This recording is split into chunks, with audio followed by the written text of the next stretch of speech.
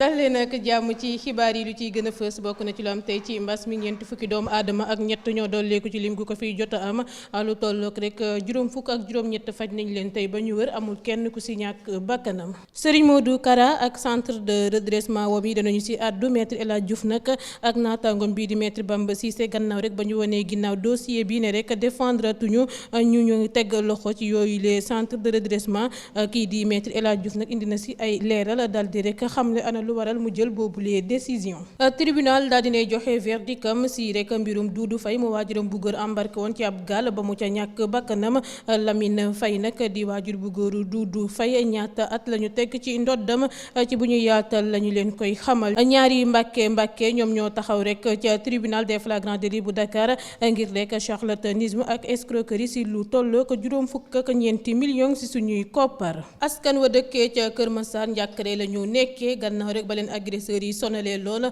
samedi ba leen ñu génn sax ci ay booru 21h la ay samba bay doggaale rek ab soxna bu liggéeyi woon bay wàcc di ñibbi këram daal di koy rek violé ba noppi daw dak dugg ci àllu mbaaw bi. chambre criminelle bu Dakar teg ci ndoddam bu yàggul dara ñaari atub kaso ngir mbirum sàcc booy jinne yaakaaroon na ni rek dina libre waaye nag ba jamono jilee may waxee ak yéen mu nga ca camp bu Liberté 6 loolee tax rek ba ma moomee dal di tàmbale di def grève de la faim fukki fan a ngi nii rek nanguwul sex ñam ba tax rek wér gu yaramam dal di doy waar lool jamono jile. ci biir xibaar yi danañu xuus ci langue politique gi lañu siy wax dina siy bokk rek mbirum Moustapha Cissé Lo ak Yakham Mbaye ginnaaw ay jàmm ñoom ñooñee nag daal dinañuy gisee jàmm am na seen diggante. Yakham Mbaye daal dinay dëggal li ni mel laata rek mu yëkkati ay kàddu si digganteem ak Moustapha Cissé Lo si bu ñuy yaatal ci kanam lañu leen koy jottali. mbir mu doy waar te gaaw moo am rek ca département bu Goudiri sous-préfet bu Kuloox nag la ñu fekk rek mu dal di ñàkk bakkanam ci këram gannaaw rek ba mu génnee woon yendu Tambacounda ñibbi ci ay boori 18h moom nag dafa rek piqué malaise ci salon wam daata rek mu fay daanu daal di fay ñàkk bakkanam. moo géet doon na rek nit ku am mbooloo jamono ji ngir alalam bi jeune milliardaire boobee nag daal di nay rek tontu ca l'observateur ña nga xamante ne ni ñooy ŋàññi na muy dundee ak rek na muy fësalee lii di alalam bi la mu leen tontu yëpp danañ leen koo xamal loolee yëpp bu yembee ñu daal di si toftal tàggat yaram li moo ciy gën a fës nees tuut ñu yaatal.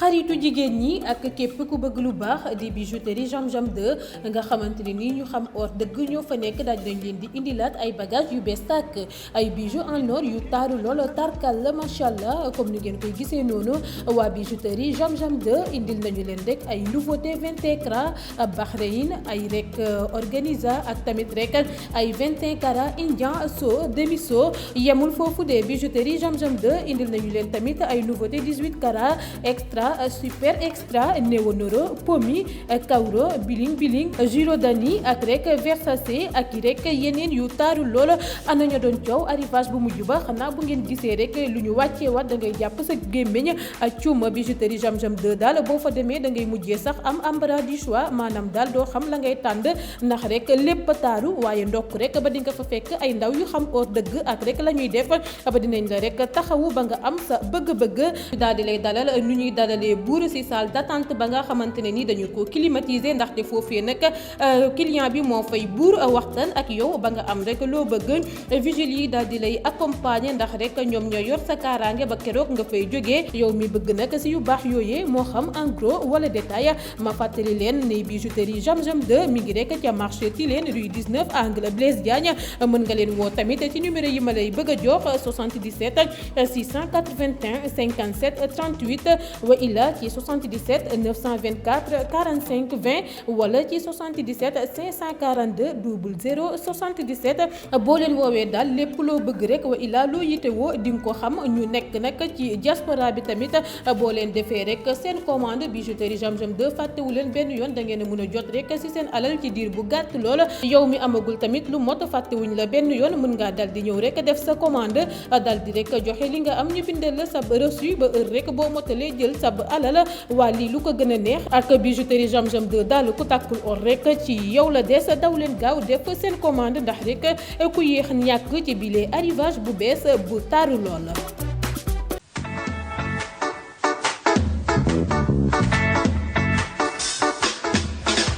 mu ngoog nuyu nañ leen di leen jox seen wàccuwaay yéen ñu ñuy teewlu ci Dakar Buzz comme ni ñu ko tàmm di defee mbas mi la ñu koy dooree bu ñu sukkandikoo si suñu ministère de la santé de l'action sociale tey rek juróom-ñetti téeméer ak ñeent fukk ak ñeent la ñu testé ñeent fukk ak ñett yi ñoo ca amee coronavirus bi fukk ak ñeent yi dañu leen wàll ñett yi di jógee biti réew dugg ci si réew mi ñaar fukk ak juróom-benn yi di ay cas communautaire bu weesoo loolu juróom fukk ak juróom-ñett faj nañ leen tey ba ñu wër fukk ak benn sonn nañu ba ñu nga Sowétas waaye nag ci communiqué bu ñu biral tey amul kenn ka nga xamante ne nii ñàkkaat na bakkanam ci mbas mile nga xam ne ba mu ñu ganisee ba jamono ji may waxee ak yéen fukki junney doomi aadama ak juróom-benn ak juróomi téeméer ak juróom-ñeent fukk ak juróom-benn ñoo ko fi jot a am si ñoom ñooñee nag fukki junne ak juróom-ñetti téeméer ak juróom-benn fukk ak ñeent faj nañ leen si ba ñu wër ñetti téeméer ak ñeent fukk ñoo ci ñàkk seen bakkan fi mu ne nii nag ñetti téeméeri doomi aadama ak juróom-ñeent fukk ak benn ñoo tëdd ci lalu hôpitaux yi yore rek bile feebar di coronavirus bi. attekatu 8e cabinet bu tribunal bu Dakar daa dinay placé sous mandat de dépôt ñeent fukk ak ñetti doomu aadama yu ñu tegoon loxo ci mbirum centre de redressement wu Serigne Modou Kara yi nga xamante ne ni rek dañ fay def ay ndaw yu ñu ne dañ leen di jubbanti ñoom nag wàllum association de malfaiteurs, traite de personnes commises en réunion, séquestration commise avec acte de torture corporelle ak rek blanchiment de capitaux ak détention illégale d'armes la ñu leen di rek toppee ba jamono jile may waxeek yéen doomu Baba Diawo itoog bi nag képp di rek Babacar Diawo ñu gën koo xam si turu ba Pepe Diawo mi nga xamante ne nii moo leen luwe woon benn kër ca zone B moom képp la ñu placé sous contrôle judiciaire doomu aadama yooyu yëpp nag ñu placé sous mandat de dépôt mën nañu leen rek yóbbu ca chambre criminelle daan yu diis nag la ñu fas yéenee teg si seen ndodd. ba tey rek ci mbirum Serigne Modou Kara ak centram yooyee maître El Hadj Diouf nag ak naataangoom bii di maître Bamba Cissé daal dinañuy woon gannaaw boobu les dossiers ne rek ñoom ñooñee doonatul ne ñoom ñooy défendre ñu teg loxo ci mbirum centre de redressement wu Serigne Modou Kara yi ba ko nag ñenn si suñu naataango yi woowee téléphone maître El Hadj Diouf daal dina dëggal xibaar wi laata rek muy xamle ni daa décidé bañetee défendre ndaw ba Kara yooyee ndaxte rek seen njiit di Cheikh Modou Kara moo taxaw ñëpp di koy dégg mu xamle rek ni soxlawul avocat ba tax ne rek amul njëriñ di défendre ka nga xamante ne ni bëggul rek way illa soxlawul ku ko assister ba loolu weesoo nag maître El Hadj Diouf daal dinay xamle tamit ni sax soxnab Serigne Modou Kara ak ay doomam ñoo ko tànnoon ngir mu défendre ñooñee ñu teg loxo ci fàttali Kara dafa xamle woon rek si sorti ba mu mujjee def ne rek soxlawul ku ko défendre ndax rek jël na bile dossier jébbal ko kii di Serigne Touba di kaddu ya nga xamante ne nii rek neexul ñoom ñooñee di avocat yi. tribunal daal dinay joxe verdictam ci mbirum Doudou Faye mu waajuram bu góor embarqué woon ci émigration clandestine bi te mu ñàkk ca bakkanam ci yoon wa ñu daal di koy sànni ci biir géej ga waajuram bu góor boobee nag di Mamadou Lamine Faye ak yeneen i ñaari waajur yu góoru rescapé ci émigration clandestine bi ñaari atub kaso la ñu teg ci seen ndodd nga xamante ne ni bokk na ci benn weer ferme ñoom ñooñee sax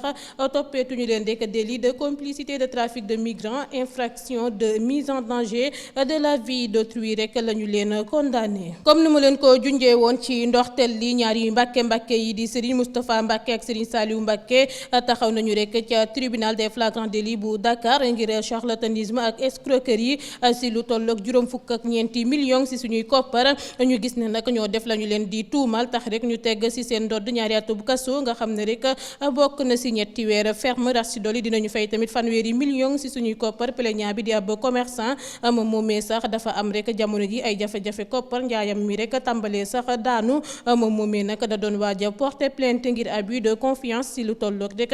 juróom-ñaar fukki millions si suñuy koppar ci waxtu woowee sax la xamante kii di Serigne Moustapha Mbacke mu boole kook Serigne Saliou Mbacke mu ko ne rek Serigne bu aay la te rek moo ko defaral ba mu doon milliardaire si noonu nag mu présenté ko si turu Djili Bousso moom moomee nag daa rek gëmloo boobulee commerçant ne ko rek mën na ko defal mu am alal bu bëri lool laata rek ñu koy jël yóbbu ko rek ci Mermoz ngir gën koo convaincre daal di ko fay woon ab mallette bu fees dell ak xaalis laata ñuy wax commerçant bi rek ne ngir mu génne façon sarax bu ne lépp rek yemoo ko juróom-ñaari millions ci suñuy koppar ak 150 000 nga xamante ne dina si bokk fukk ak juróom-benn nag ñeenti xar lu tollook ñeenti mbaam xuux ak rek fukk ak ñeenti gëlëm ñoom ñaari mbàkke yi nag dañu doon rek jéem a weddi sax loolee ñu leen di tuumal waaye nag teewul rek ku fa teewal ministère public bi teg ci seen ndoddu ñaari atub kaso ferme. takk der yi daal dinañuy teg loxo benn faux médecin ba nga xamante ne ni rek dafa ubbi clinique am ca Pikine alxames ba la ñu génn nag la ay ndaw commissariat bu Pikine yëgee ay jàlloore faux médecin boobee ba tax rek ñu jëli ko ci clinique am boobee laata ñuy xam ne sax rek ni moom moomee du lenn lu dul ab praticien ba ñuy amal nag seen perquisition fekk nañu fa rek arsenal bu ñuy pratiquer lii di médecine moderne, salle d'hospitalisation lu toll ko fukki lal ak juróom ngir maladie ak rek matériel médical ba nga xamante ne ni bokk na ci ay seringue glucomètre thermomètre ak yi ni mel ba ko enquêteurs yi nag laajee faux médecin boobee weddiwul benn yoon la ñu koy tuumal laata rek muy xamle ni formé woon nañu ko comme agent de santé communautaire ci atub 1999 ci centre Mbour bi mu ne sax fa la jàngee nañuy jëfandikoo tensiomètre glucomètre ak rek thermomètre. Policiers yi nag gis nañu tamit ñetti ordonnance yu ñu cacheté rek ci turu ba docteur AODM ak rek ñaari résultat wu analyse médicale waa ji nag yorul benn diplôme wala ilaa rek lenn la nga xamante ne ni moo koy autorisé ngir mu amal boobule métier li ni mel nag tax rek ñu koy toppee exercice illégal de médecine ak rek mise en danger de la vie d'autrui. su ma jógee Pikine damay jubali ca Kër Massar samedi ba la ñu génne nag ci ay booru 21h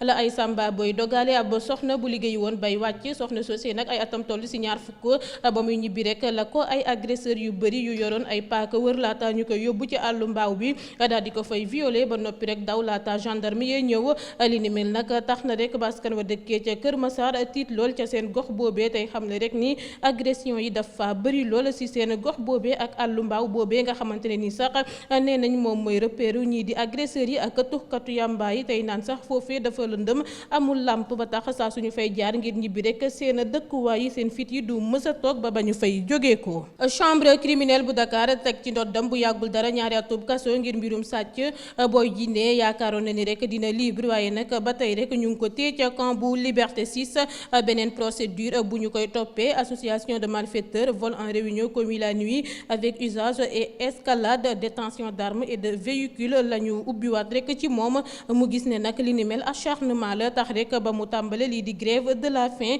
moom nag Boy Djiné bu ñu sukkandikoo rek ci sërëm bi di Mariam Fall def na rek fukki fan ba nga xamante ne ni rek nanguwula seex ñam ci gémmiñam ba tax rek wérgu yaramam di gën a doy waar laata sax muy xamle ni rek dañu koy defal perfusion ñaari yoon ci bés bi ngir rek mu mun a am kàttan Mariam moomee nag di sëru Boy Djiné nee na sax administration pénitentiaire bi ñu ngi def rek lépp ngir convaincre ko mu dakkal grève de la faim boobee waaye rek dafa lànk ne du ko dakkal lu muy exiger daal rek mooy ñu libéré ko ba loolu weesoo Mariam ne nag xamuñ ana rek lan moo làkku ci ginnaaw te jub kii di Boy Djiné bi ndaxte rek ñañu ko jàppaloon yëpp nee na rek daal dinañ leen di libéré laata muy naan nag lépp lu dal frère am boobee di Boy Djiné état mooy responsable bi ndax rek tëdd na penam yëpp ba tax na dañu ko war a bàyyi mu ñibbi ba tey rek sëru Boy Djiné bi di xamle sax ni rek Boy Djiné dafa souffrir lu bëri waajuram bu góor ak doomam bu góor génn àdduna laata muy dellu di naan Boy Djiné def na rek lépp la nga xamante ne ni moom la war a def la mu war a fay yëpp fay na ko kon nag nañu ko bàyyi rek mu ñibbi këram laata leneen di si juddu. ba tey rek ngeen di taataan xibaar yi ci Dakar Buzz ma xuus ci langue politique bi doore ko mbirum Yakham Mbaye ak Moustapha Cissé Lo comme ni ma leen ko diggee woon ginnaaw nag ay jàmm ñaari responsable parti au pouvoir yooyu daal dinañuy jubboo ba sax gisee ñoom ñaar gannaaw ba ci première dame Marième Faye Sall doxee ay jéego ba ko ñenn ci suñu naataango yu woowee nag téléphone Yakham daal dina koy dëggal tey xamle rek ni daa amoon lu particulier lu ko boole woon ak Moustapha Cissé Lo nga xamante ne ni du ay circonstances pouvoir bi ndax rek ñoom ñooñu ñoo nekkandooroon ci kujje gi rax ci dolli nag nee na seen waajur yu góor yu nga xamante ne ni dañoo làkku ay xarit la ñu woon si noonu yaa xam ne nag moom ak Moustapha Cissé Lo yëpp rëccu nañu rek la nga xamante ne ni moo am laata muy naan bu si ay naa fekk duggul woon génne yooyu les enregistrement amaana rek kon mbir yi du yegg si fii mu yegg si tey ba tey rek yaa xam nag ne moom moomee dafa jàppee Cissé Lo comme frère am jox ko cër ba tax na rek lu amoon seen diggante daf ko métti lool métti it kii di Moustapha Cissé Lo waaye nag yàlla def na ba ñu jubboo njiitu réew mi encouragé leen ci seen démarche boobu ak tamit première dame si noonu yaa xam ne nag ñu bëri la ñu xamul sax moo di Cissé Lo bokk na ci ñi mu gën a jege ñi mu gën a amal complicité waaye itam ñi mu gën a rek déggool ca APR ak rek lu jot a am yépp ci seen diggante. gannaaw ba mu xamlee dibeer ci grand jury moom Souleymane Jules Diop ne rek Khalifa Sall gisee nag njiitu réew mi Macky Sall la ko ay responsable taxawu Sénégal dal di weddi ci ab déclaration ba nga xamante ne nii Moussa Tine moo ko def ci noonee nag Souleymane Jules Diop daal di si àdduwaat di xamle rek ni moom moomee ci boppam moo jàpp Khalifa Sall ci loxo gannaaw ba mu ko sàkkoo ngir yóbbu ko ca njiitu réew mi Macky Sall ba loolu weesoo nag Jules ne moom moomee lu ko tax a jóg du ay werante wa ilaa rek méttital kii di Khalifa Sall laata rek muy fàttali sax ni représenté nañu Khalifa Sall ci dialogue national bi te rek mi ngi dialogué ak pouvoir bi ci ay sujets bien précis wuuteeg lu xaritam bile ak frère am bii di Moussa dal di xamle te rek lu ñu doon waxtaanee Jules Souleymane Diop nee na rek dina leer nañ weer yu ñëw ci bopp Sénégalais yi yëpp. Ministre des mines et de la géologie di Omar Sarr daal dinay rek def ay révélation ci libération Karim Wade bi ni ki dibeer ci ngoon ba mu demee assemblée nationale ngir défendre projet budget wu rek département wam bi jëwrin bi nag nee na rek réglé na ay comptam ak ancien camarade mi laata muy xam le ni rek libération gu Karim Wade mi ngi bàyyeekoo rek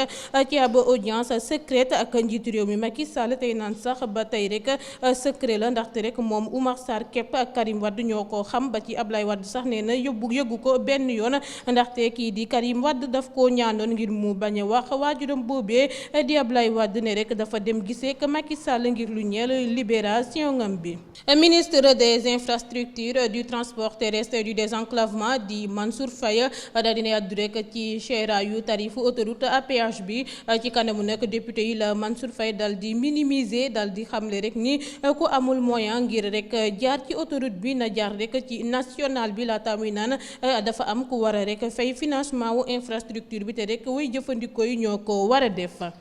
Sous-préfet bu Kulor nekkee ci département bu Goudiri ni mu demee gaaw na lool te yéeme mu yendu nag ca Tambacounda altine Pape Ibrahima Ndiaye mu yor poste boobee depuis juróom-benn fan ci weeru juin atub 2018 ba mu ñibbee këram ci ay booru 18h maanaam rek juróom-benn waxtu ci ngoon la piqué malaise ci salon wam ba mu daanu rek ba doon fa ku ñàkk bakkanam si noonu nag gouverneur région ba di Omar Amadou Baldé procureur ak gendarmerie daal dinañu fay dem ba ñu defee nag constat bi ba noppi la ñu yóbbu néew ba sous-préfet boobee ca centre hospitalier bu région ba ngir rek lu ñeel autopsie bi. aywa ñu àddu jëmale ci leneen moo géet doon na rek nit ku am mbooloo jamono ji ngir alalam bi jeune milliardaire boobee nag daal dinay rek tontu ñay ŋàññi na muy dundee di fësal alalam ci li di réseaux sociaux yi moo géet nag la mu leen xamal moo di rek ñu gis ne day wonewu dañoo amul lu mu yor laata muy naan rek dimbale ña ko yelloo rek moo ko si ñor waaye nag nekkul ne nag ñëpp am lii di esprit de partage te dafa am rek ña nga xamante ne ni duñu def lu dul critiquer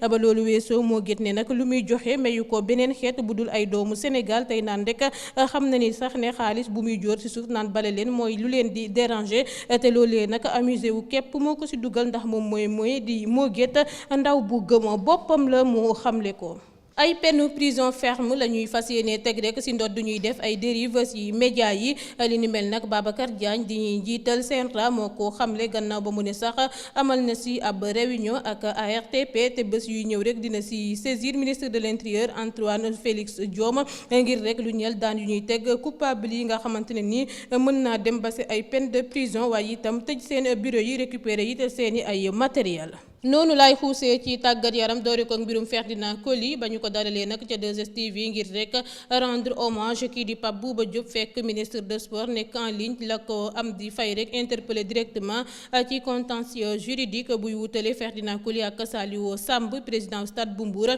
di histoire escroquerie bu amoon atub 2012 nga xamante ne ni ancien international bi daf see ñàkk rek koppar gu takk lool si noonu nag la Ferdinand Coly xam leen ni problème am moom la soxal laata muy naan rek laajul lenn waaye nag dafa ñëw investir ci réewam ba tax rek mu ne lu xew xel mënu koo rek nangu waxu ko nag ngir nee na moom képp ndaxte dafa nekk ci xeex bi nga xamante ne nii tey internationaux yu bëri rek ñoo ngi si waaye nag ñemewu ñoo wax ba loolu weesoo Ferdinand Coly ne nag